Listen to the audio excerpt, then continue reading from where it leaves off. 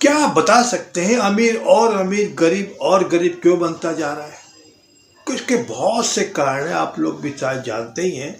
कई लोग बोलते हैं इसके माइंड की है, कई बोलते हैं हैबिट की है, कई बोलते हैं बड़ा सोचते हैं, कई बोलते हैं किस्मत की बात है, कई बोलते हैं कुछ सभी बोलते हैं और सब सही हो सकते हैं। कोई ऐसा बात नहीं कि कोई गलती हो। तो देखा गया कि अमीर तो और अमीर बनता जा रहा है और गरीब बनता जा रहा है। Hi, my name Manoj Bansal, life coach. आज के बारे में कुछ बताऊंगा कि अमीर और अमीर बनता जा रहा है, गरीब और गरीब। तो इसके बहुत से कारण हैं। सबसे पहले तो नॉलेज हासिल करते हैं और बड़ा सोचते हैं और करने को तैयार रहते हैं, किसी में ब्लेम नहीं करते। और कई ऐसी हैबिट होती है, वो रिस्क लेने को भी तैयार रहते हैं। कई सारी चीज़ें हैं जिसके कारण वो अमीर और अमीर बन जाते हैं। मेन तो मानसिकता है ना, उनको अमीर बनना है तो बनना है और हैबिट पड़ गई है तो पड़ गई है, मेन हैबिट भी है। तो ये सब बातें तो है, लेकिन मैं आपको कुछ ऐसी बातें बताऊंगा जिसके कारण अमीर और अमीर तो बनता ही है, गरीब आदमी भी अमीर बन सकता है।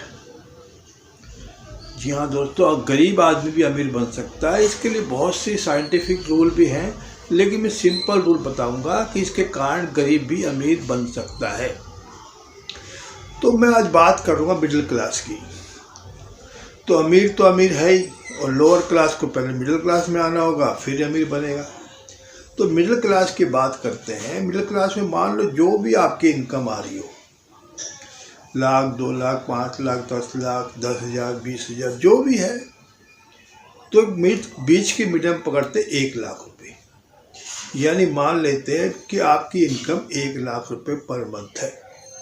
और देखा गया है कि नौकरी पेशे वाले या कोई भी छोटा मोटा काम करने वाले, पैसा आता है और चला जाता है। उन्होंने कोई प्लान ही नहीं कर रहे। जैसे मान लो चाय बनाते हैं तो कब दूध डालना, कब चाय पत्ती डालना, कब चीनी डालना, उसका प्रॉपर प्रोसेस है, तभी चाय बढ़िया बनेगी। तो इसी तरह से मान लो हमको पैसे का रूल है, कई सारे रूल हैं। तो सबसे पहले तो बताता हूँ कि आपको पैसा आता रुकना है, यूँ नहीं ले सबको बांट, दूध वाला, चाय वाला, रेंट का, बच्चों के फीस का, सब खत्म, बाद में ख़त्म। तो पहले जरा रुकना है कि हाँ इनकम आई है, रुको, कम से कम 1, 2, 4 दिन रुको। तो सबसे पहले 10% तो है, एक हिस्सा जो भी इनकम आए, मैंने 1 लाख पकड़ा है मान लो, तो 1 लाख का 10% साइड में, ये हमारे क्या है, लॉन्ग इन्वेस्टमेंट, यानी फाइनेंस फ्रीडम कह लो, कुछ भी। जैसे मान लो कोई किसी को मकान बनाना है, बच्चों की शादी करनी है, बच्चों का एजुकेशन, जो भी आपको रिटायरमेंट, कुछ 10% इसमें कर लिया। दूसरा 10% जो है शॉर्ट इन्वेस्टमेंट, 2, 4, 5 साल में कुछ ऐसा काम है उसके लिए कर लिया। और तीसरा 10% है अपने घूमने फिरने का, एंजॉय का। और चौथा 10% है, वो है ग्रोथ का, अपने माइंड का ग्रोथ का हो सकता है, अपने कोई ट्रेनिंग का हो सकता है, कोई बुक का हो सकता है, कोई भी ऐसे कल्चर का, कोई ऐसे ग्रोथ का। और 5% जो है वो हमको डोनेट करना है। और बचा 55% अपने घर खर्च करना है। अब कई लोग का ऐसा माइंडसेट हो जाता है, होता नहीं, करना पड़ता, यही रूल है।